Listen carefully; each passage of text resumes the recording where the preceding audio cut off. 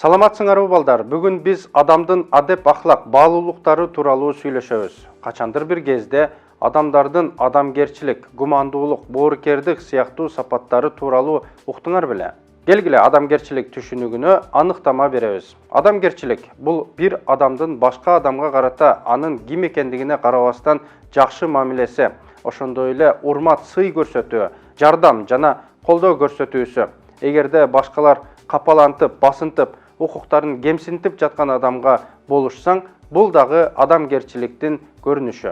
Адамгерчилик өзүнө акпейилдүүлүк, адамдарга карата сый урмат, аларга карата ишенимдүү жана чын жүрөктөн жасалган мамилени, берешендик жана башка кимдир бирөөнүн кызыкчылыгы үчүн өзүн курмандыкка чала билүүнү камтыйт. Мындан тышкары адамгерчилик түшүнүгүнө жөнөкөйлүк жана чынчылдык сыяктуу сапаттарды дагы кошууга болот. Өзүн сыйлаган адам башкаларды, ата-энесин, жакындарын, мугалимдерин, классташтарын сыйлайт. Келгиле, гумандуулук деген эмне экендигин талдап көрөлү. Биз адамдарга акпейилдүүлүк, марттык, сый урмат жана чын жүрөктөн кайрылган адамды гумандуу деп айтабыз. Мындай адамдар башка адамдарга карата эле эмес, ошондой эле бардык тирүү жанга, өсүмдүктөргө дагы кунт коюп көңүл бурат жана акпейил мамиле жасайт. Кайрымдуулук, жакшылык кылуу, муктаж болгон адамдарга жардам көрсөтүү, коомдун жыргалчылыгы үчүн пайдалуу иштерди ишке ашыруу. Ага өзүнүн байлыгынын бир бөлүгүн мектеп, оорукананын курулушуна, искусство жана илимдин өнүгүүсүнө берүүчү бай адамдар мисал боло алат.